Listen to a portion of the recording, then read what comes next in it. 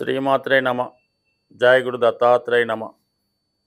ఈ వీడియోలో మనం కుంభరాశి వారికి ఏలినాటి శని ఏ తారీఖుతో పూర్తవుతుంది, ప్రస్తుతం జరుగుతున్నటువంటి జన్మశని ప్రభావం ఎప్పటి వరకు ఉంటుంది, మళ్ళీ ఏ తారీఖు నుంచి జాతకుడి యొక్క జీవనం తిరిగి కొత్తగా పునఃప్రారంభమవుతుంది అన్న విషయాన్ని ఈ వీడియోలో తెలుసుకునే ప్రయత్నం చేద్దాం. మరి ప్రస్తుతం ఈ కుంభరాశి వారికి జన్మరాశి అందే శనిగ్రహ సంచారం జరుగుతుంది. సో ఈ శనిగ్రహ ప్రభావం సుమారుగా 29వ తారీఖు మార్చి 2025 వరకు కూడా జన్మస్థానం అందే శనిగ్రహ సంచారం చేయడం వల్ల జాతకుడిపై చాలా ఒత్తిడి ఏర్పడుతూ ఉంటుంది. ఏ పని చేద్దామన్నా మధ్యలో ఆగిపోతూ ఉంటుంది. ఎవరి నుంచి కూడా సరైనటువంటి సహకారం లభించదు. జాతకుడి జీవితం ఒంటరి పోరాటంలో అనిపిస్తూ ఉంటుంది. ఆదాయ వనరులు తగ్గుతాయి, బాధ్యతలు పెరుగుతాయి. ఈ విధంగా జాతకుడు స్ట్రగుల్ అవుతూ ఉంటాడు. అయితే నెమ్మదిగా మీకు 29 మార్చి 2025 తర్వాత ద్వితీయ స్థానంలోకి శని మారడం జరుగుతుంది. అంటే ఇది మీకు థర్డ్ ఫేజ్ మాట.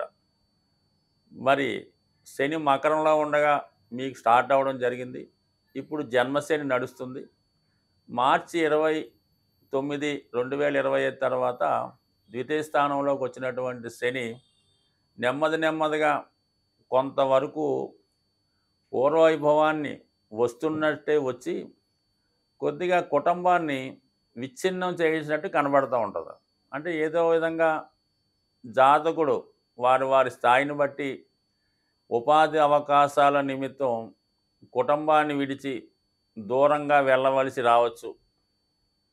లేదా భార్య కానీ భర్తకు కానీ మరి తప్పనిసరి పరిస్థితిలో ఉద్యోగ అవకాశాల వల్ల అయితేనే, వేరే ఆర్థిక కారణాల వల్ల అయితేనే, మనస్పర్ధల వల్ల అయితేనే కుటుంబాన్ని విడిచి మరి పుట్టింటికో వేరే చోటుకో వెళ్ళడం జరుగుతుంటుంది. దీని కారణం వల్ల ఏంటంటే కుటుంబం కొంతవరకు స్ప్లిట్ అవుతుంటుంది. కొన్ని సందర్భాల్లో ఉమ్మడి కుటుంబంలో ఉన్నప్పుడు మీ పిల్లలు ఏదన్నా వేరే కాపురం పెట్టి వెళ్ళిపోవడం కానీ, మరి వివాహం వల్ల వెళ్ళడం కానీ జరిగే అవకాశం ఉండదు. అయితే ఏదో విధంగా ఫైనాన్స్ విషయంలో మాత్రం చాలా ఆర్థికపరమైన ఒత్తిడి ఏర్పడుతుంటుంది. ముఖ్యమైనటువంటి పనులు వాయిదా పడడం జరుగుతూ ఉంటుంది. ఇవన్నీ కూడా మీకు మార్చి 29, 2025 నుంచి 23 ఫిబ్రవరి అంటే 2028 దాకా, అంటే 2028 దాకా కూడా ఏదో విధంగా మీకు ఈ యొక్క శని ప్రభావం రావడం జరుగుతూ ఉంటుంది. ఇంచుమించుగా దాని తర్వాత అంటే ఫిబ్రవరి 2028 తర్వాత మీకు శని భగవానుడు 3వ స్థానంలోకి వెళ్ళడం జరుగుతూ ఉంటుంది. అక్కడి నుంచి ఏదో విధంగా మీ యొక్క అభివృద్ధి నెమ్మదిగా ప్రారంభమవుతుంది. కొత్త ఉద్యోగ అవకాశాలు ఏర్పడతాయి. గతంలో మీరు పోగొట్టుకున్నటువంటి ఆస్తి కానీ ఉద్యోగం కానీ తిరిగి మీరు పొందడం జరుగుతుంది. అలాగే దూరమైన కుటుంబ సభ్యుల్ని తిరిగి మళ్ళా కలుసుకుంటారు. ఏదో విధంగా నష్టపోయినటువంటి మీ ఆస్తితో లేదంటే ధనమో ఏదన్నా మీరు భూమి ఏదన్నా ఇతరుల స్వాధీనంలో ఉంటే అది మీకు స్వాధీనం రావడం అన్నీ కూడా జరుగుతూ ఉంటాయి. అయితే ఇది ఏదైనా ప్రస్తుతం మీకు ఇంచుమించుగా 70% పైన శని ప్రభావం పూర్తయింది. కాబట్టి ఇక్కడి నుంచైనా కొద్దిగా మరి మన యొక్క యాటిట్యూడ్ ముందుకి తీసుకెళ్తే ఇక్కడి నుంచైనా జాతకుడు జాగ్రత్తగా ముందుకెళ్తే ఎప్పటి నుంచి కూడా, ఎందుకంటే రెండో ఫేజ్లోకి వచ్చినప్పుడు 29 మార్చి 25 నుంచి కూడా చాలామందికి మరి గత జీవితాన్ని రికవరీ చేసుకోవడం, పోయిని తిరిగి సంపాదించడం జరుగుతుంటుంది. కాబట్టి కొద్దిగా మరి పూర్తిగా మనం 2028 మార్చి వరకు ఎదురు చూడకుండా ఎప్పటి నుంచే మీ యొక్క లైఫ్ని రీకన్స్ట్రక్ట్ చేసుకుంటూ జరిగిపోయినటువంటి తప్పుల్ని సరిదిద్దుకుంటే 100% కూడా అంటే ఇంచుమించుగా జన్మశని పూర్తయిందంటే ఎక్కువ 90% భారం దిగినట్టే. దాని తర్వాత కూడా ఇంకా బయటికి రాకుండా అదే పొరపాట్లు చేస్తూ, అదే నడవడికలో ఉంటూ, అదే ఆలోచనలో ఉన్న వాళ్ళకి 100% మళ్ళా అది జీవితాంతం కూడా ఇబ్బంది పెడుతూ ఉంటాడు. ఏదైనప్పుడు కూడా మరి ఈ సమయాన్ని మీరు సద్వినియోగపరుచుకుంటే మీ జీవితంలో ఇంచుమించుగా ఏప్రిల్ 2025 నుంచి కొత్త జీవితం ప్రారంభమవుతుంది. మళ్ళీ ఇది మనకి శని ఒకరి జీవితంలో 3 సార్లు జన్మశనిగా రావడం జరుగుతుంది. ఎవరైతే ప్రస్తుతం ఇంచుమించుగా 25 సంవత్సరాల లోపు అటు ఇటు ఉన్న వాళ్ళకి ఫస్ట్ టైం వచ్చిందనుకుందాం. వాళ్ళకి ఎక్కువగా ఏంటంటే విద్య మీద ప్రభావం చూపుతూ ఉంటుంది. అలాగే విద్య మధ్యలో ఆగిపోవడం కానీ, మధ్యలో విద్య ఆగిపోయి చిన్న చిన్న ఉద్యోగాలు చేసుకొని రావడం అలాంటివి జరుగుతుంటాయి. కాబట్టి ఇది కొంతవరకు వాళ్ళు విద్య మీద శ్రద్ధ పెట్టాలి. సబ్జెక్టులు ఏమన్నా ఉంటే పూర్తి చేసుకొని చిన్న చిన్న సంపాదన పక్కన పెట్టి పెద్ద గోల్ పెట్టుకొని కష్టపడితే 100% వారు సక్సెస్ అవుతారు. ఇంకా మిడిల్ ఏజ్లో కొంతమంది ఉంటారు. అంటే ఇంచుమించుగా 30 సంవత్సరాలు దాటిన వారికి అంటే 35, 40, 45 ఇంచుమించుగా 50 అటు ఇటు ఉన్న వాళ్ళకి సెకండ్ టైం నడుస్తోంది ప్రస్తుతం. వాళ్ళకు కూడా ఎక్కువ ఫైనాన్షియల్ బర్డెన్ అది ఉంటుంది. కాబట్టి వాళ్ళు చేసుకున్న దాన్ని బట్టి ఉంటుంది. ముఖ్యంగా ఎవరు జాగ్రత్త పడాలంటే థర్డ్ ఫేజ్ వస్తూ ఉంటుంది కొంతమందికి. అంటే 65, 70 దాటిన తర్వాత ఆ ఏజ్లో వచ్చిన వాళ్ళు మాత్రం సాధారణంగా బెడ్ రెడ్ అవ్వడం కానీ, ఆరోగ్యంలో తేడాలు కానీ రావడం జరుగుతుంటాయి. కాబట్టి చాలా వరకు మీరు వాళ్ళ ఏజ్ని బట్టి మీ యొక్క ఎక్కువగా జన్మశని వచ్చినప్పుడే అంటే ప్రస్తుతం కుంభరాశి వారికి జరుగుతున్నటువంటి జన్మశని మరి మనకి 29 మార్చి 2025 వరకు కూడా సాధ్యమైనంత వరకు ప్రమాదాలు కూడా జరిగే అవకాశం ఉంటాయి కొంతమందికి. దానివల్ల ఏంటంటే ప్రయాణాలు చేస్తున్నప్పుడు కానీ సాహసమైన వృత్తిలో ఉన్నవారు జరగవచ్చు. ఎక్కువగా ఈ మోకాలు నొప్పులు, బ్యాక్ పెయిన్, నడుము నొప్పి లేదంటే బాడీ పెయిన్స్ లాంటివి ఎక్కువగా వస్తుంటాయి. సో దానివల్ల కూడా కొంతవరకు మరి జాగ్రత్తగా వ్యవహరించడం వల్ల ఇంచుమించుగా చెప్పాలంటే మరి ఈ కుంభరాశి వారికి మరి కొద్ది రోజులు మీరు జాగ్రత్తగా ఓర్పుగా అంటే ఇంతవరకు 29 మార్చి 2025 వరకు ప్రస్తుతం ఉన్న స్థితిని ఏదో ఒక విధంగా ముందుకు తీసుకెళ్తూ ఏ విధంగా కూడా ఫైనాన్స్ డెఫిసిట్ లేకుండా ఉంటే 100% మీ జీవితం తొందరలోనే అంటే ఇంచుమించు ఏప్రిల్ 25 తర్వాత నెమ్మదిగా మీ యొక్క పాత పొజిషన్కి రావడం జరుగుతూ ఉంటుంది. దానికి తగు పరిహారాలు కూడా చేసుకోవడం వల్ల శాశ్వతంగా శని యొక్క ఇబ్బంది నుంచి బయటపడే అవకాశం ఉంటుంది. సాధారణంగా శని భగవానుడు నియమనిష్టలకి, క్రమశిక్షణకి, నిడారంబర జీవితానికి కారణం అవుతూ ఉంటాడు. శని ఏ భావంలో ఉన్నా ఏలినాటి శని కానీ, అష్టమ శని కానీ ఏదైనా సరే తన యొక్క ఫలితాన్ని మంచి ఫలితంగా మార్చుకునే శక్తి కేవలం జాతకుడికి మాత్రమే ఉంటుంది.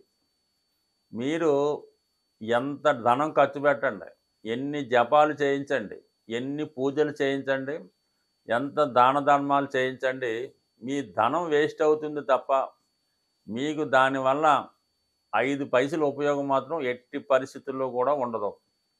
మీరు ఉద్యోగం కోసం ప్రయత్నం చేయకుండా ఏదో జపాలు చేయించాను, దానాలు చేయించాను, జాతకం చూపించాను, ఇంకా ఉద్యోగం రాలేదంటే ఎలా వస్తుంది? ఉద్యోగం ప్రయత్నం చేస్తే వస్తుంది. లేదంటే మీ అర్హతను బట్టి మీరు ప్రయత్నం చేయాలి తప్ప ఏదో డిగ్రీ పాస్ అయింది, సివిల్స్ రాస్తున్నాను రావటం లేదు, బోల్డ్ పూజలు చేయించాము అంటే ఎలాగొస్తుంది? ఇవేమీ వద్దు. మీకు ఏదైతే అర్హత ఉందో అది తెలుసుకొని దాని ప్రకారం క్రమశిక్షణతో నియమంగా అంటే శనికి ఏంటంటే ఎప్పుడు కూడా క్రమశిక్షణ ఇంపార్టెంట్. సూర్యోదయానికి ముందే లెగవలసి ఉంటుంది. దాని తర్వాత ఏంటంటే సాధ్యమైనంత వరకు అన్ని పనులు కూడా క్రమశిక్షణతో నడకతో చేసుకోవచ్చు. అంటే వాకింగ్ చేసుకోవచ్చు, రన్నింగ్ చేసుకోవచ్చు, కావాలంటే ఊరు వెళ్ళినప్పుడు మామూలుగా బస్సు వాహనాల్లో కారులో ప్రయాణం చేయొచ్చు. కానీ చిన్న చిన్న పనులకి ఇతరుల మీద ఆధారపడకుండా సొంతంగా మీరు చేసుకోవడం ఒకటి జరుగుతుంది దానివల్ల.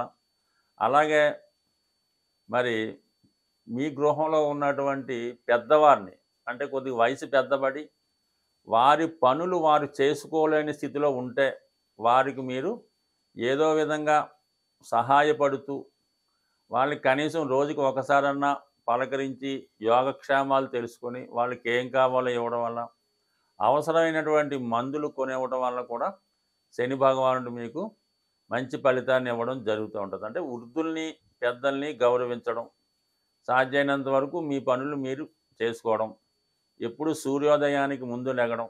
అవకాశం ఉన్నవాళ్ళు చాలా వరకు ఏంటంటే ఏదన్నా ఉదయం ఒక 5 నిమిషాలు కానీ 10 నిమిషాలు కానీ ఇష్టదైవాన్ని ప్రార్థించుకొని దాని తర్వాత మీ కార్యక్రమాలు చేసుకోవడం ఒకటి. దాని తర్వాత ఏంటంటే ముఖ్యంగా ఎట్టి పరిస్థితుల్లో కూడా నిజాయితీగా ఉండాలి. ఏ వృత్తి మీరు చేస్తున్నా దాంట్లో నిజాయితీ ఉండాలి. దాంట్లో వల్ల కూడా మీకు నెమ్మదిగా అయినా సరే ఎక్కువ సక్సెస్ రావడం జరుగుతూ ఉంటుంది. సో ఈ విధంగా జాతకుడు తన యొక్క క్రమశిక్షణ పెంచుకుంటూ మరి ఏదైనా మరి ఇబ్బందికరంగా వచ్చిందనుకోండి, కేవలం శివునికి అభిషేకం చేసుకోవడం వల్ల. ఇంకా బాగా ఇబ్బంది వచ్చిందనుకోండి, శనిగ్రహాలు నవగ్రహాల్లో కేవలం శని భగవానుడికి అభిషేకం చేసి చాలామంది వదిలేస్తుంటారు. అది ఎలా కుదురుతుంది? మొత్తం 9 గ్రహాలకి విధి విధానంగా మీరు అభిషేకం కానీ పూజ కానీ అన్నిటికీ సమానంగా చేయటం వల్లే మీకు శనిగ్రహ అనుగ్రహం వస్తుంది తప్ప, కేవలం ఆ శనివారం రోజు ఆ శనిగ్రహం మీద ఏదో ఆయిలో నూనె ఏదో ఒకరి మీద పోసేసి మొత్తం చికాకు పెట్టేస్తుంటే అసలు ఫలితం కాదు కదా. దానివల్ల ఎక్కువ ఇబ్బంది మీకు వచ్చే అవకాశం, శనిని డిస్టర్బ్ చేసిన వాళ్ళు అవుతారు. అలా కాకుండా విధి విధానంగా చేస్తే చేసుకోండి, లేదంటే మాట్లాడి కూరుకోవాలి తప్ప ఈ విధంగా ఒక పద్ధతి లేకుండా శని భగవాన్ని పూజించడం కూడా ఒక విధంగా ఇబ్బంది పెడుతుంది. కాబట్టి అది కూడా గమనించండి.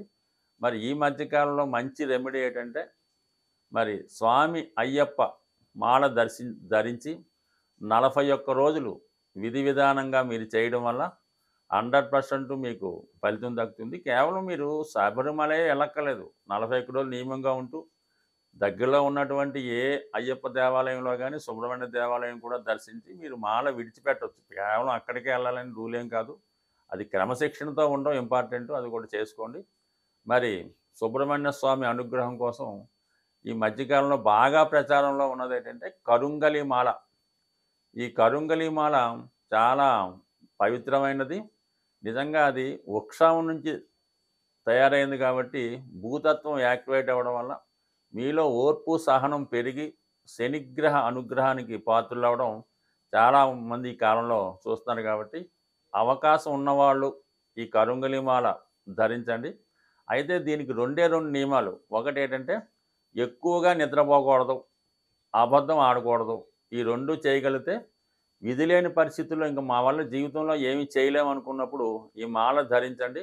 100% దాని యొక్క ఫలితం మీరు కొద్ది రోజుల్లోనే చూస్తారు, ఒక 40 రోజుల్లో. ఇంకా దానివల్ల ఫలితం లేదంటే ఇంకా మీరు మాల తీసి ఒక నమస్కారం పెట్టి మీ పనులు మీరు చేసుకోవచ్చు. స్వస్తి.